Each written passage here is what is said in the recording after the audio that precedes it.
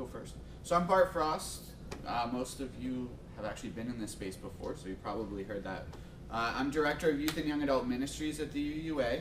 I'm a lifelong Unitarian Universalist. I grew up Unitarian and Universalist. My mother was a DRE and my grandfather is a retired minister. My passion is really youth ministry and young adult ministry. I've been a leader in Unitarian Universalism since I was 15, which, if you do the math, is 13 years or so. And I've been, I moved up the ranks from a youth leader to a young adult leader. I served as the youngest ever chair of the General Assembly Planning Committee, and just recently took this role after serving as DRE in New Orleans for 2 years. I just took this role 6 months ago. And I'm Gonzalez Milliken. I met some of you in other workshop spaces. I am the Young Adult and Campus Ministry Associate. Bart is my supervisor. And I've been at the UUA for almost 2 years now in this role. And I support young adult ministries of many kinds. I support campus ministries. And I also am part of a team that works on supporting emerging ministries of all different kinds. So I have my eye on many different types of ministry, but in general, one of my core passions is serving emerging adults, which is kind of the, some people call it college age. It's like the 18 to 24 kind of age range, and I feel like that's a population we don't serve very well and that often isn't found in our congregation. So I'm really passionate about how we serve that population, which is pretty much a big part of what we're going to talk about today. So, as Unitarian Universalists, our faith, we do a really good job at either end of the spectrum for the most part. We do a really good job, well, depending on where you're at, a really good job with youth and with children and with focusing on RE. And then we do a really good job with the older folks. Once you have kids, come on back. We'd love to put them in RE. And, we've got spaces for you too, especially as you start to age. But, and this has been a problem in our faith for many, many years, we tend to lose the folks who are 18 to 24 or 18 to 35. Yeah. It's that young adult age range, especially that emerging adult age range, is one that we've lost, we've always had trouble kind of holding them in our space. And have tried for many, many years to address that through campaigns like Mind the Gap or through intensive campus ministry programs. And this is just another way that we're trying to reframe it and to lift up some opportunities to reach out to those groups, because that really is the future, that millennial age range now, but soon Generation Z, as the next generation is currently called, will be affected by this gap as well. And it's our duty as religious professionals, as Unitarian Universalists, as congregants, as people who just work with these folks to make sure that there are spaces for them in our congregations.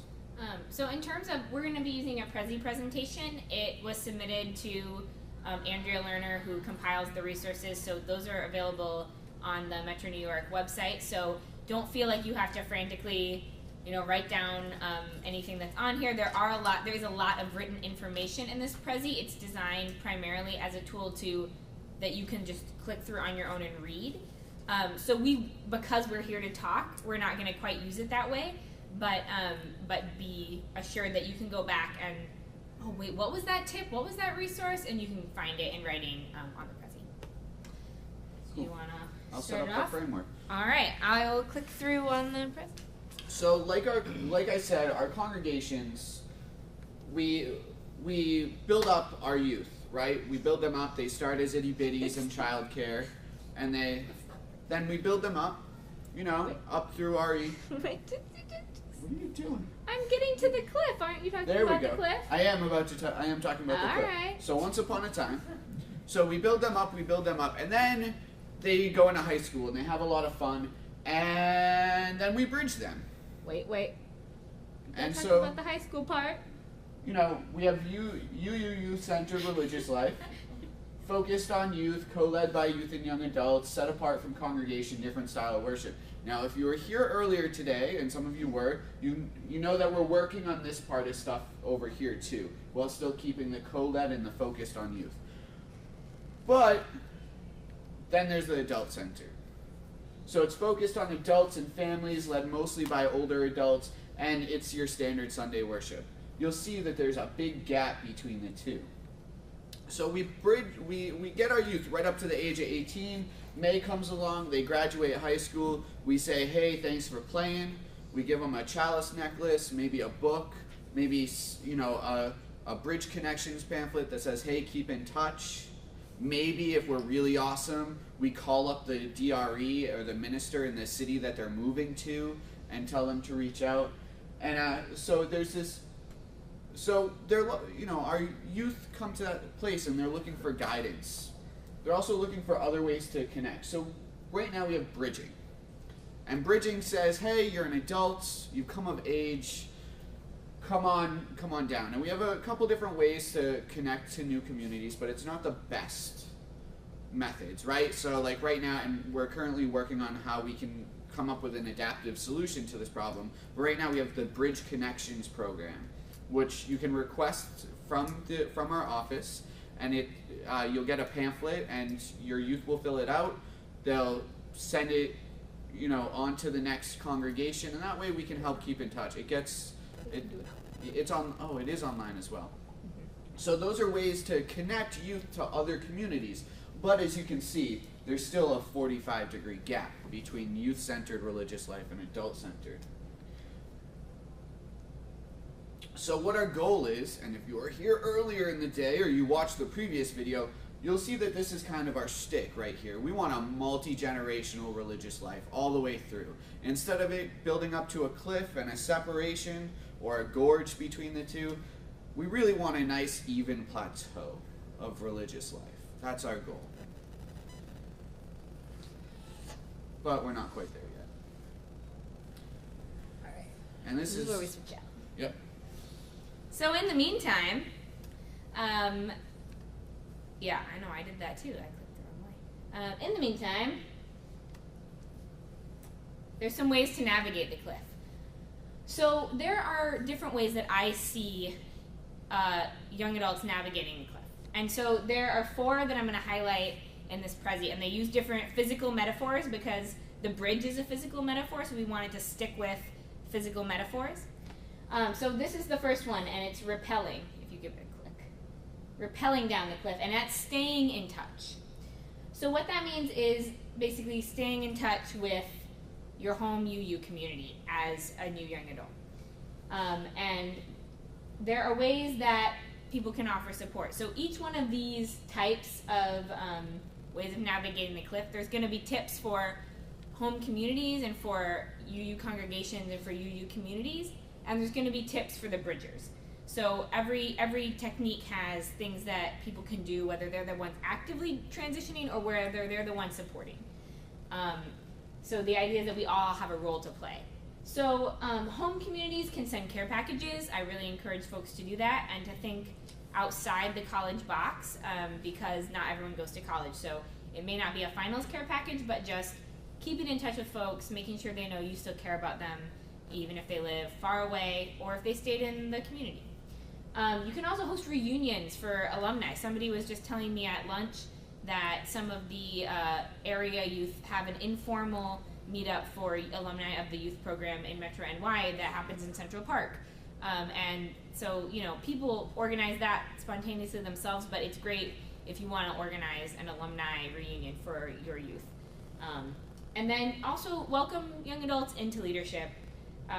If folks do stick around in the local community, get them involved, and if they left but they sometimes come back to visit their parents or whoever, you can have them be involved when they're visiting in worship or in some other aspect of the congregation. And then what can the youth do as they're rappelling down the cliff, or the young adults? They can use social media to stay in touch with their peers from their youth experience from back home. They can reach out to members and leaders of their home community for support when they're struggling or when you're just navigating some question. A lot of times there's somebody in your congregation who can offer some expertise on a given topic because congregations are full of people with all different kinds of experiences and areas of interest. And then you can come visit, whenever you're back in town, or if you stay in town, just show up. That goes a long way to people maintaining relationships. So that's rappelling. Then we've got the bridge. And that's local UU group life. That's kind of what we typically think of. You start in one local UU group, you bridge to a different local UU group. But what I found out was that there's actually 4 different kind of local UU groups that you can end up in. So there's 4 lanes on this bridge. And it's a multi-lane bridge. Ta-da! So the lanes are different kinds of groups. Some are multi-generational and some are specific to young adults. So there's a lane to congregations. You can bridge and you can find a new UU congregation in your area and you can get involved. And lots of young adults are involved in congregations. And so at their best, congregations are multi-generational and would be a great home for anybody of any age. And so what we find is that is more typical that people in their late 20s and early 30s are the kinds of young adults involved in congregations, but that does not have to be true, and there certainly are exceptions. So the congregations can, seek out young adult perspectives and just keep young adults in mind when they're planning things. Just you got to think about the population that even if you don't see them, that you want to be there and that you want to welcome. So offer support, offer rides, offer childcare, help finding housing, different things that might be supportive to young adults depending on what life stage they're at and what they're looking for. And then we have a document called Coffee Hour Caution. People like it a lot. It's popular about just some ways you can be welcoming towards young adults and not say things that are really awkward when you see them at coffee hour. And then the Bridgers can find a congregation on UUA.org. There's a group called Faith Architects that came out of the Continental UU Young Adult Network that was called CUYAN, because we love our acronyms. And they are working on conferences that are skill-building conferences around basically bringing the best of youth and young adult culture into our multi-generational UU communities. So they're still getting off the ground with that, but I definitely recommend checking them out and following them, staying up to date with them, because I think they're going to be a great resource. And then building co-mentoring relationships, either with folks who are younger than you or older than you in congregations, can be really valuable, where you can offer each other skills and expertise that the other person lacks, and I think that can be really powerful. A powerful way for emerging adults to further their own leadership, and for folks who are younger or older to gain some skills as well. There's a lane to young adult groups. So some congregations have groups that are particularly for young adults. Oftentimes they're 20s and 30s groups. And these groups are usually for fellowship and mutual support. Sometimes they do other things as well. So what can community members do? They can support their young adults with space and funds. Give them some money, give them some space. You can read about existing young adult ministries. We have a spotlight series on our blog. Our blog is called Blue Boat, and you can read up on stories of how all different young adult groups function. I just wrote a draft and soon to be posted about the 4th Universalist young adults, some of which are right here. So they're going to be on Blue Boat. And then really focus on sustainable leadership. One person cannot do everything, unfortunately. So we need shared leadership. Bridgers can find a young adult group. We have a hub map. It's a Google map. It's open source. You can add your young adult group. You can put a pin that is pink that says, I'm looking for a young adult group. I want to start one. I'm just one person. Then people can find you. You can add a campus ministry, and it's a good place to find groups based on your location. You can read on Blue Boat. Some of these tips are the same. And you can also start a young adult group. You can contact me for support, and also your regional and district staff are here to support you. There's a lane to campus ministries. Campus ministries are on college campuses and come in a wide variety of shapes and sizes that are run by all different kinds of people: students, staff, lay volunteers. So community members they can engage with students in a wide variety of ways. We have a document about all the levels of engagement, and anything from some simple outreach to, really having a committee and a budget and a professional staff person dedicated to campus ministry. There's a wide variety of ways you can participate. Collaborate with partners that are on campus to get the word out. There's a lot of folks who share our values on college campuses in all kinds of student organizations, interfaith groups, activist groups, LGBTQ Center, all that kind of thing. It's great to connect with those groups and see if you can, publicize a UU event or just see how you can support each other. And then you can start doing campus outreach, and again, you can contact your friendly UUA staff person who focuses on that, or your district and regional staff. Bridgers can find a campus ministry, same map. Read about existing campus ministries, same spotlight series, some of them are campus ministries. And start a campus ministry, again, repetitive. And then the lane to covenanting communities. This is a new category, it's brand new. The board just approved this category of being in relationship with the association for groups that are not on track to be member congregations and are covenanted and want to be in broader relationship with the UUA. And so these groups look like a wide variety of things. They can be small group ministries, worship communities, co-ops, and even things we haven't even tried or imagined yet. So you can pay attention to young adults in your community if you are in a covenanting community. You can support our association in moving in this more inclusive direction where we include a wide variety of communities, because this can really help us do better outreach and better ministry. And you can donate to these groups. A lot of them are on Faithify. Faithify.org is a great UU crowdfunding website, and a lot of the groups who are doing this kind of work are on there with their new projects or their new startups. You can look for a covenanting community. This is not as simple as going to the hub map or the UUA directory yet, but hopefully soon it will be simpler. But for now, try Google, Facebook, and Meetup. And also there's going to be an Emerging Ministries webpage that will be launching soon in a couple weeks that will have a lot more information about these kinds of ministries. So that was the bridge. Lots of lanes on that bridge. Now we've got the rope ladder. And the rope ladder is the intensives, intensive experiences. That's what's happening right now. We're in an intensive experience, right? We're here, we're gathered together, and we're having a really focused, awesome UU time, and then we're gonna go home, and it's not gonna be as intense. And so this can be camps and conferences and a wide variety of ways that we gather, general assembly, any kind of ways that UUs gather in an intensive way and then go back to their home communities. So you can you can be intentional about young adults when you're doing any kind of a multi-generational intensive, and reach out to young adults between intensives, because the thing about intensives is they have a gap and they can be really fulfilling and sustaining, but then there's this period where you're without. And sometimes young adults, their only way of staying in touch with the faith is through intensives, in which case it's really helpful to have some relationship that sustains between the events. And then donate or support UU camps, conferences, and assemblies. Bridgers can find camps and conferences. There's the camps and conferences website. But fun fact, that website is being changed, I believe. Just kidding. Don't look at that website.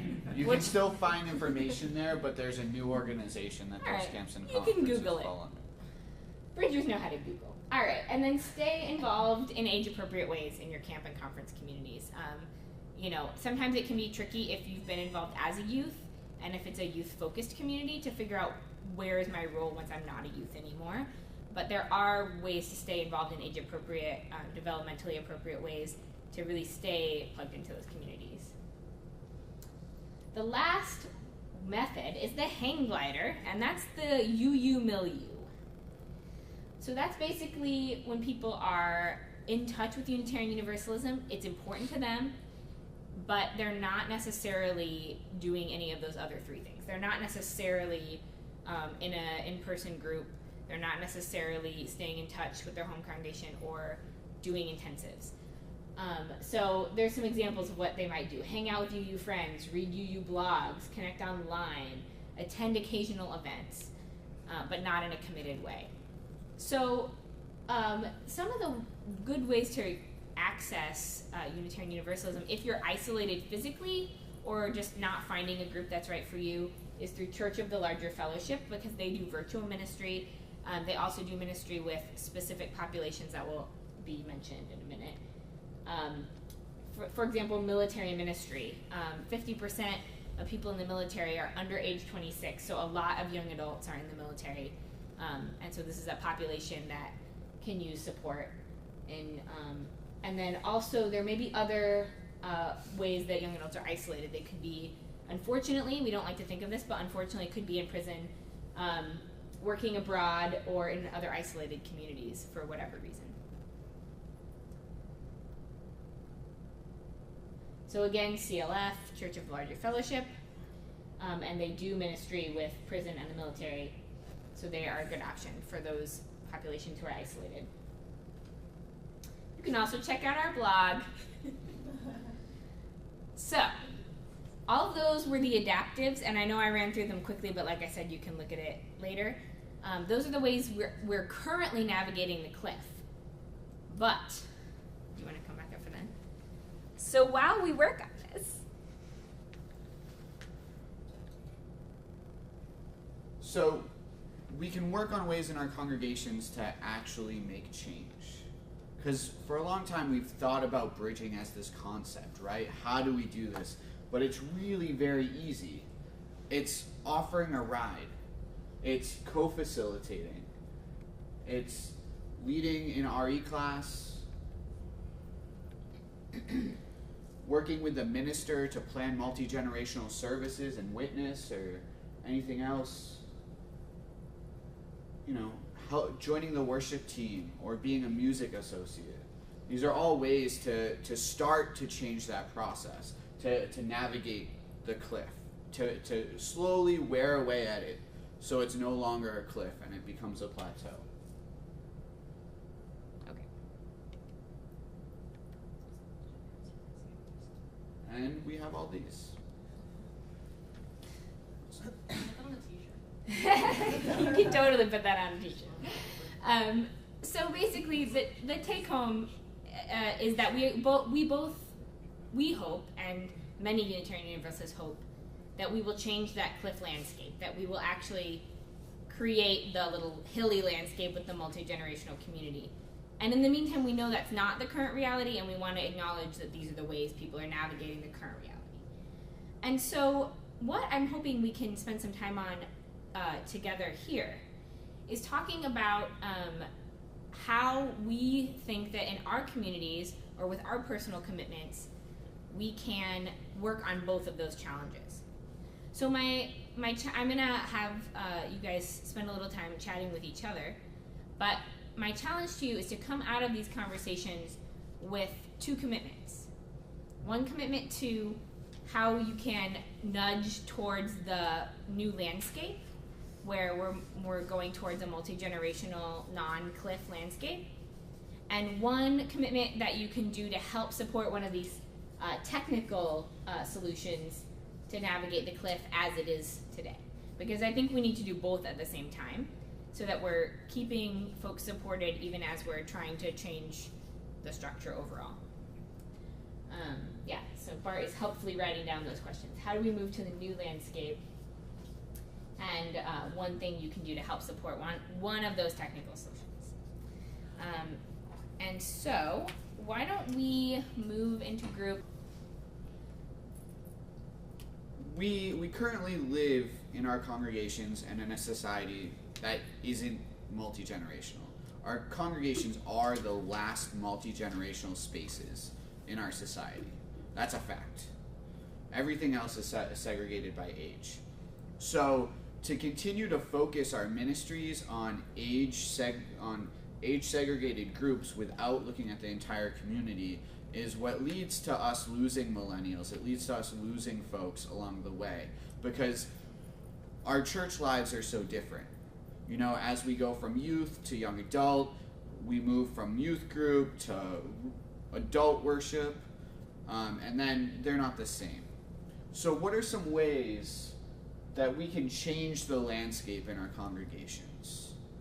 You know, what are some ways that we can chip away at the cliff, you know, use some erosion, pour some water on that, you know, start to even it out, so that the transition from being a youth in our community to being a young adult to an elder is less one of spikes and cliffs and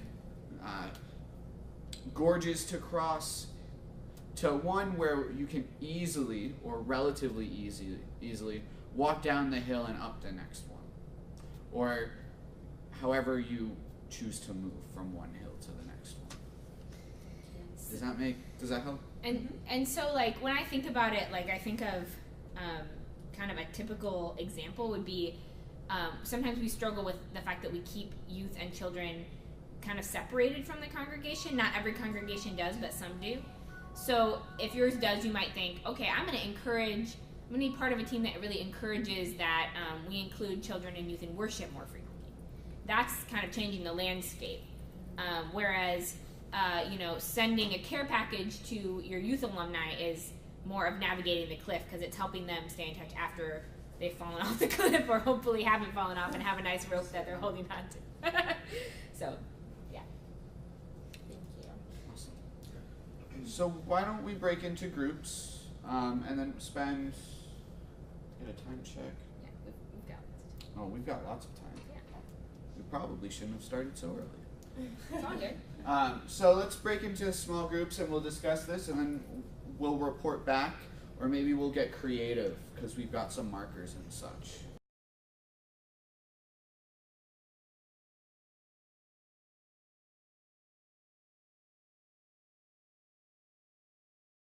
Are you guys ready? We're ready. Come on up, group 2. If you're willing to talk about it, if you don't want to be on the camera, no pressure. You can stand off to the side. Luex. This is the part that will be in the video, so we do want at least the paper in the video. But we can hold it if nobody wants to. Y'all are good. All right. So, should I go first in the top corner? Okay, so one of the things we talked a lot about is worshiping together and keeping youth and children in the service enough so that when it comes time to bridge, they're not afraid to go into a congregation and sit in a service. So we just drew someone preaching and people of all sizes worshiping together. Okay, so this next thing is like, we talked about, like, I mean, personally and also with Allie, one of the reasons that we want to go back is to see all the underclassmen that we made connections with kind of grow up and discover themselves. So, like, there's a little kid on the top, and now it's a youth, yay. You want to come back. And then also, it's really important to make multi-generational connections before you bridge, because you're going to want to come back and see the people that you made connections with. And I'm really blessed in my congregation. I know you know a lot of them too, but I think that a lot of youth groups probably don't have those connections being made. Yeah, this diagram was really just a restatement of this. It's like a cliff, and like there's someone else that's trying to be another stick figure, older stick figure, helping the younger stick figure up, and then the younger person becomes an older stick figure, and the chain just goes on like that. Like, mentoring people between generations, maybe in covenant groups, maybe in other ways, just whatever way possible. Say, hey, I recognize you, I watched you and we'll partner together. So it's not just like, oh, all my friends are here, now they're gone, let me go. No, you have friends in different, age groups. Then you did the last one. Oh, just kidding. Okay, so down here we have a bridging youth going from their home congregation to their campus ministry. And when I asked Becca what a college looks like, she said a clock tower, so it's a clock tower. And then Becca wrote under it. Yeah, so we talked about literally bringing your faith to college. So BYOC, bring your own chalice. And if you can't have a congregation there, like start a UU club or like have your own worships and make your friends do it. And then like obviously joining congregations there. Yeah, make sure some That's what I should chalices. tell them. Make your friends do it. So, fun fact about that last one is we actually have campus ministry kits available from the UUA bookstore, and they're pretty cheap. I think they're about $25. You get a chalice, you get a couple meditation manuals, and Stickers. Okay, I'm in. And because it's $25, it is possible. It is possible to find some folks in your congregation to donate an individual campus ministry kit to an individual bridger. That's a way. One of the things that people really appreciate in stewardship is giving directly and seeing that gift benefit someone. So this is a direct way that you can benefit, and both spiritually and emotionally, and each other in this way. So highly recommend that. And sometime the end of this month, Becoming will be available for purchase, and that's another great way to connect with bridging youth as they go away. You know, give them the opportunity to bring their own chalice. Do you know if those are available in the bookstore here? The campus They're ministry not. kits? No. Oh, the campus ministry kits or Becoming? Well, he said that's not out yet, but That's not Yeah, okay. okay. The campus ministry kits, I don't think I so. don't They think aren't so. typically requested for meetings like this, but they are relatively cheap on them, like $25 plus shipping. Could you pick them up at the UUA bookstore? I don't know if they have them in like physical person there, But because they pack them up. I think what happens is you order them and they pack them up in a box and send them to you. I don't know if they have them prepackaged, but I can talk to Rose about it and see if she wants to make a few just to have on display. Yeah. Cool. Thanks, team. Thank Awesome. you. That's Let's gorgeous. see what you guys came up with. Okay, let's see. The other group, But but not the other group. I can keep going with puns like that all day. yeah, that's what I was waiting for. Just waiting for some more pens from Befrost. Where are we? Okay. So we want to stand over here in the blue. You guys are great. Perfecto. All right. So I guess a constant theme we were talking about was sort of bridging the gap between like adults and children, and sort of allowing them to see each other's perspectives to a reasonable point. So a lot of ways, one way we thought about it was incorporating small group ministries more, which I actually only figured out the actual definition of, and I just instantly fell in love with it just now. So I really like the idea of it. One thing I was extremely adamant about was in services. I know this sounds minute, but incorporating modern music into services is a great way to sort of engage youth, because the music, I'm not saying like incorporate like Meghan Trainor or something, because I hate her, but loathe, but you know, like modern folk movement, big fan of that. So like, you know, just beyond the hymnal, like go beyond the hymn books and find something that will appeal to all generations, or at least multiple generations. What's that Yeah, about? what's pizza? What's the pizza? I'm interested. Charlie, what's pizza about? I asked the young adults what would bring them in. They said food, food. preferably free. Yes. Food, comma free. Food. We need more food. Free food. More food. So at the UUA, we do a survey with all the visiting groups, and that is actually one of the highest rated things that people rate about their congregation. But instead of thinking about it as free food, I wonder if we couldn't think about it in a framework around food ministry. How does feeding each other feed each other's soul as well? What if we have some kind of theme to the food? So instead of just getting like pizza every other week, there could be some sort of purpose to it. I mean, so for one example, and I'm not just talking about those green bagels they give you on St. Patrick's Day. I mean, like, come on, you know this. So maybe if there's, I know there's the whole spring thing that goes on when the weather starts to get warmer. Maybe there can be sort of a vegetable garden theme going on, and kind of just depending on whatever is happening or whatever is being discussed, the food can cooperate with the discussion. Yeah, so just as a quick, I'm saying this just so I'm only coming up here so I can be on camera. Yep. But just like, hey. But anyway, You're not on camera though. oh shoot. Well, okay. Sorry. Just quickly, a note on food is that's such a good point, and food can be such an opportunity in a wide variety of ways. Just as Bart was noting that you know, a concrete thing that someone can do is buy a campus ministry kit.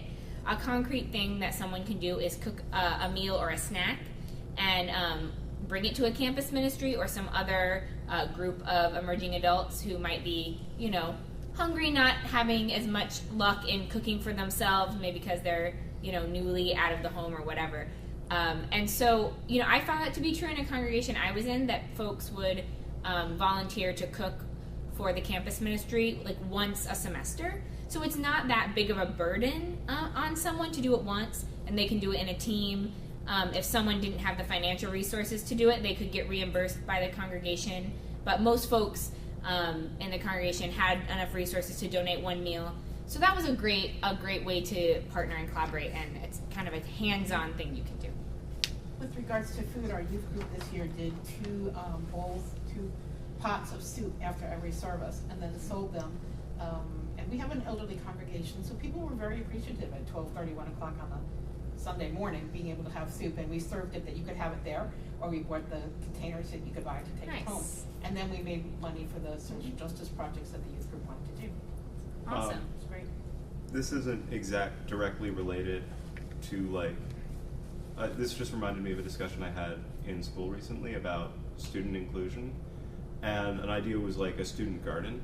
So maybe like getting the congregation to like buy a plot of land somewhere to like just have a small community garden for food, and sort of like have maybe a sort of harvest food ceremony thing That can become yearly. a community activity. That can become a community activity.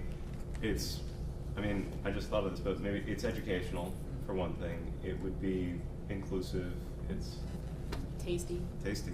There we go. There's win-win right there. Yeah. Anything else from your sheet you want to explain? I see something there that says flip service. That sounds really interesting to me. Yeah.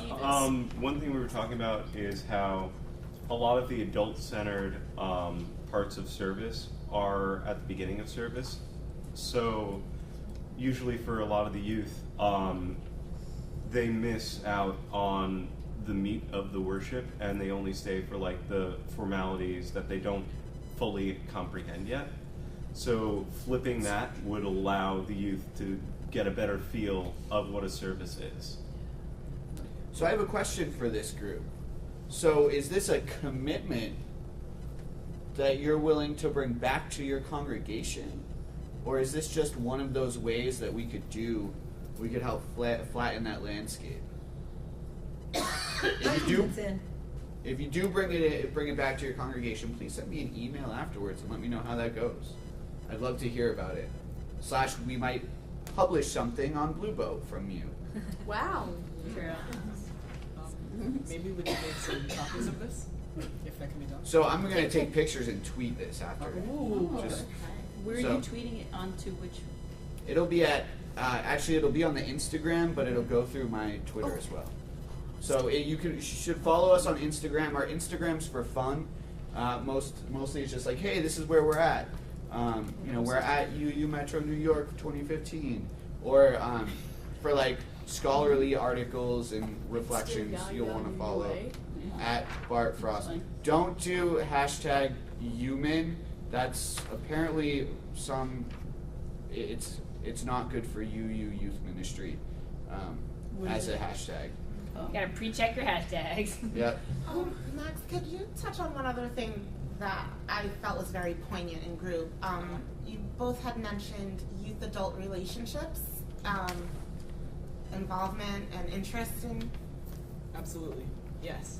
I feel like in many UU communities, I can mostly speak for my own, but in many, the youth and the adults do not really connect very much. They're very distant, and oftentimes this leads the youth to just disassociate themselves from the adults entirely, and that can be an issue when bridging comes along, because then you're suddenly thrust into this community you've disassociated yourself with.